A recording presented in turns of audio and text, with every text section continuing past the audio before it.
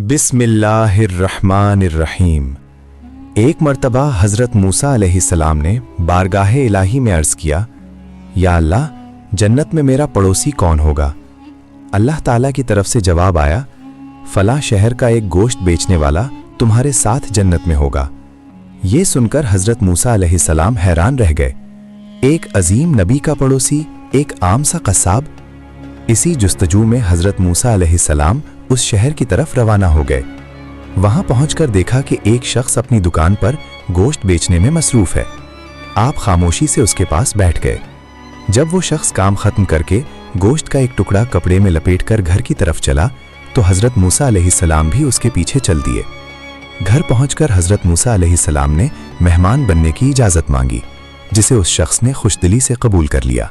कसाब ने सबसे पहले गोश्त पकाया, फिर रोटी बनाई और रोटी के छोटे छोटे टुकड़े शोरबे में नरम किए। फिर वो एक दूसरे कमरे में गया, जहां एक निहायत कमज़ोर और ज़ईफ़ बूढ़ी औरत बिस्तर पर लेटी हुई थी।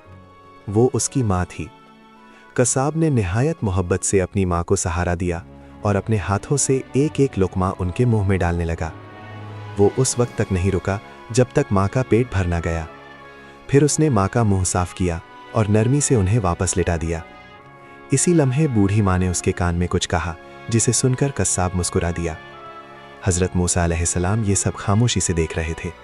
आपने फरमाया, ए अल्लाह के बंदे, ये बूढ़ी औरत कौन है और इसने तुम्हारे कान में क्या कहा? कसाब ने जवाब दिया, ये मेरी माँ है। वो रोज़ मुझे दुआ देती हैं कि अल्लाह ताला तुझे जन्नत में हज़रत मूसा अलैहिस्सलाम का साथ अता फरमाए। मैं ये सुनकर मुस्कुरा देता हूँ कि मैं एक मामूली कसाब और हज़रत मूसा अलैहिस्सलाम अल्लाह के अजीम नबी। ये सुनकर हज़रत मूसा अलैहिस्सलाम ने फरमाया, ए खुशनसीब इंसान, मैं ही मूसा हूँ और अल्लाह ताला ने तेरी माँ की दुआ कबूल फरमा ली है।